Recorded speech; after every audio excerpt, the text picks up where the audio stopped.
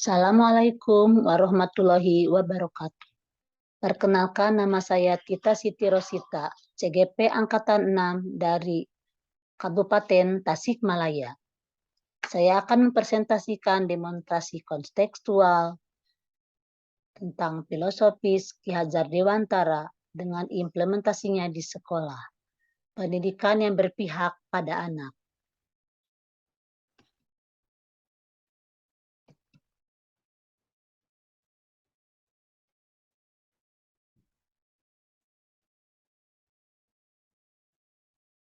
Penerapan ide gagasan yang sesuai dengan pemikiran Ki Hajar Dewantara.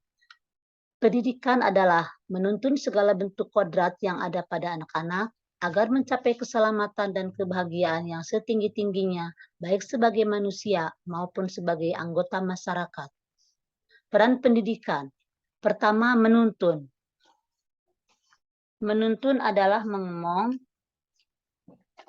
dengan penuh kesabaran, supaya anak tumbuh mendapatkan keselamatan dan kebahagiaan.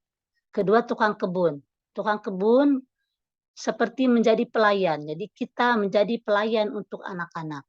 Dan ketiga, pendidikan budi pekerti. Sebagai pendidik, kita menanamkan budi pekerti yang baik, budi pekerti yang luhur. Dan yang keempat, pendidikan berpihak pada anak. Kita menjadikan hamba untuk sang anak. Perumpamaan peran guru dan murid. Bapak Ki Hajar Dewantara memperumpamakan peran guru adalah sebagai seorang petani dan murid sebagai benihnya.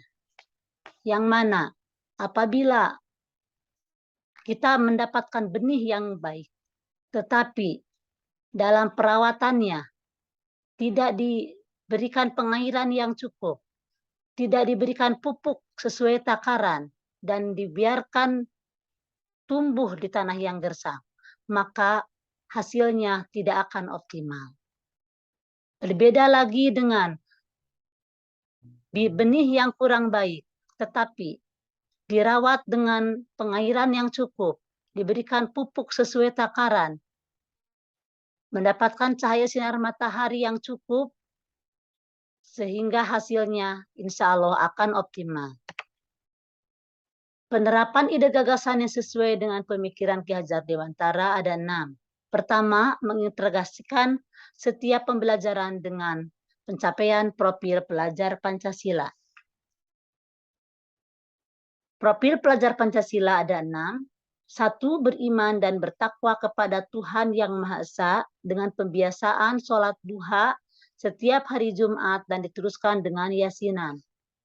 Kedua, mandiri. Anak biasa bersikap hidup mandiri. 3. Kreatif. Kita harus menumbuhkan sikap kreatif. 4. Gotong royong. Alhamdulillah di sekolah kami sudah dijalankan gotong royong antara siswa dan warga sekolah serta orang tua siswa. Kelima, bernalar kritis. Kita memberikan pembelajaran yang akan membangkitkan nalar kritis anak. Yang keenam, berkebinekaan global. Dan yang kedua, menerapkan pembelajaran yang sesuai dengan kodrat alam dan kodrat zaman. Penerapan ide gagasan yang sesuai dengan pemikiran Ki Hajar Dewantara yang ketiga, merancang pembelajaran yang interaktif, menyenangkan, berpusat pada murid. Pembelajaran dengan kuisis serta membimbing kelas 5 dalam menghadapi AKM yang akan dilaksanakan di akhir bulan Oktober. Yang keempat, menerapkan pembelajaran berbasis kearifan lokal dan budaya, menggambar, batik, serta main orai-oraian, serta petak umpet, dan masih banyak yang lainnya.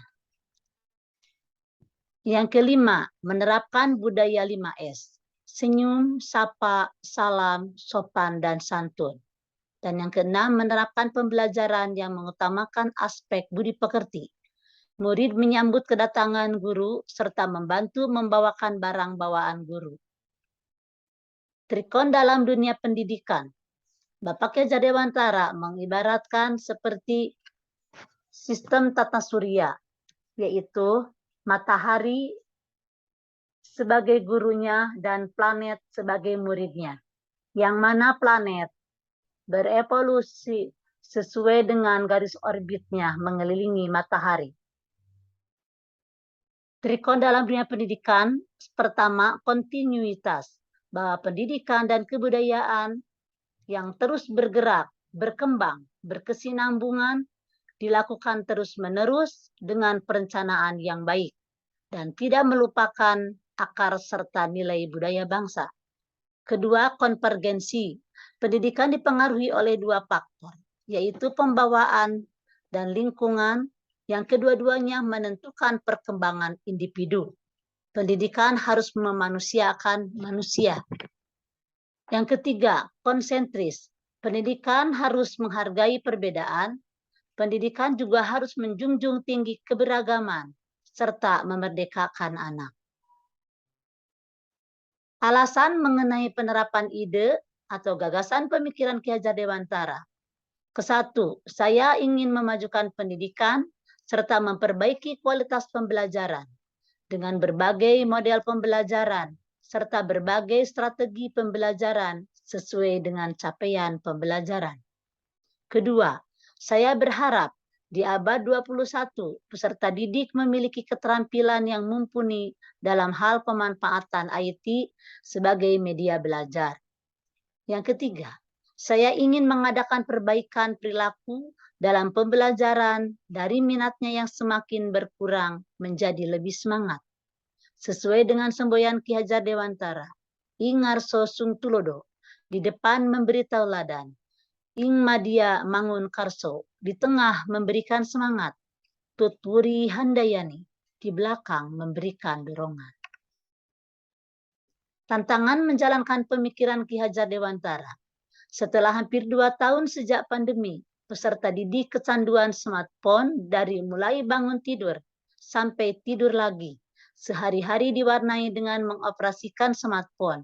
Kemanapun pergi selalu dibawa-bawa sehingga anak sangat kecanduan banyak smartphone yang kena air karena saat mandi, nyuci selalu berada di tangannya. Solusi kita selaku guru, pendidik harus dapat menyampaikan penggunaan smartphone sebijak mungkin, dibatasi di jam-jam tertentu supaya konsentrasi belajarnya bisa fokus. Saya segera membuat soal-soal ANBK dalam bentuk kuisis supaya semangat belajarnya bangkit, bisa konsentrasi dan fokus dalam belajar. Inilah salah satu contoh pendidikan yang berpusat pada anak. Saat anak menjawab soal kuisis, raut wajahnya berseri-seri. Ketika link kuisis dibuka, anak dengan suara yang riang gembira mengklik link dengan penuh semangat.